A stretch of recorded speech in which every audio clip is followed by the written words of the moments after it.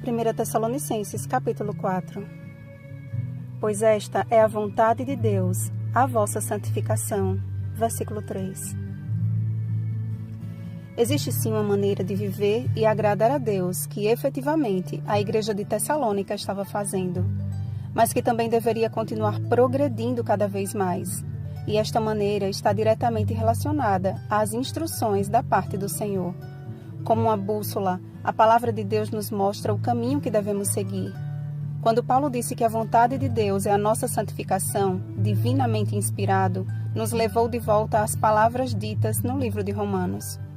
E não vos conformeis com este século, mas transformai-vos pela renovação da vossa mente, para que experimenteis qual seja a boa, agradável e perfeita vontade de Deus. Romanos 12:2. Ser santo aos olhos de Deus nada mais é do que ser separado para um propósito que Ele mesmo estabeleceu. É a oferta do corpo como um sacrifício vivo, santo e agradável a Deus, que é o nosso culto racional. Romanos 12:1.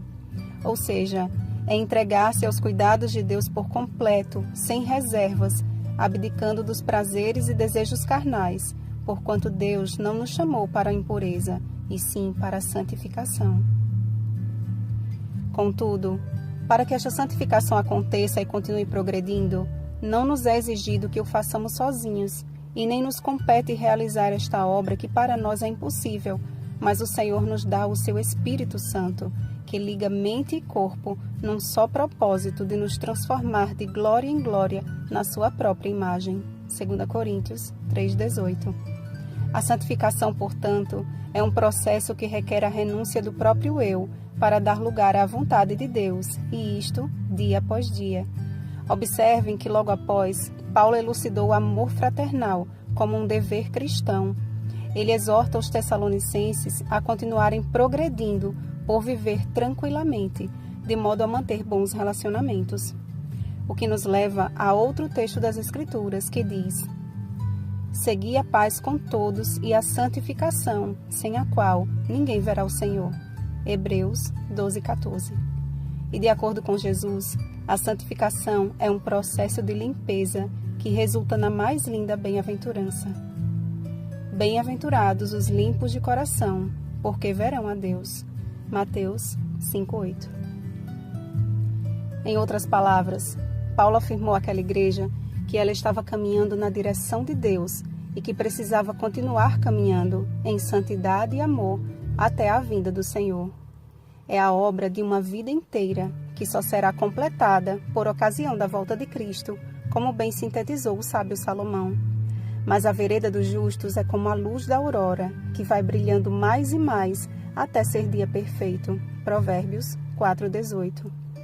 E quanto a este dia perfeito, não devemos ser ignorantes. A expressão utilizada por Paulo aos que dormem foi a mesma que Cristo usou quando se referiu à morte de Lázaro, João 11:11, confirmando a verdade bíblica de que a morte é um sono, um estado de completa inconsciência. Eclesiastes 9, do 5 ao 6.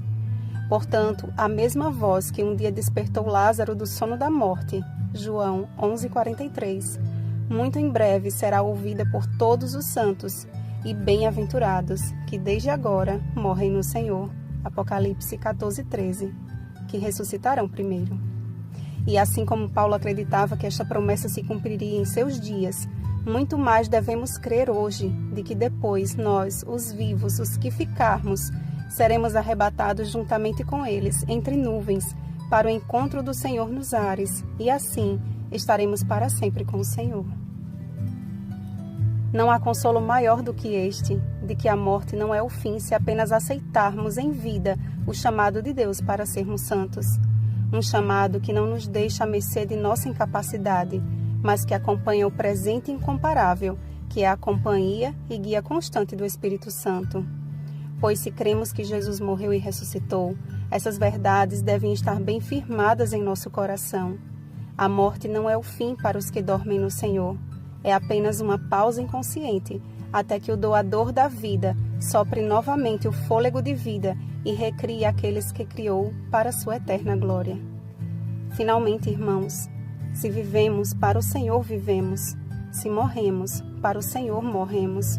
Quer, pois, vivamos ou morramos, somos do Senhor. Romanos 14:8.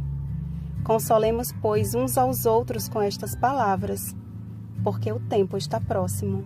Apocalipse 22:10. Bom dia, chamados para ser santos. Rosana Garcia Barros.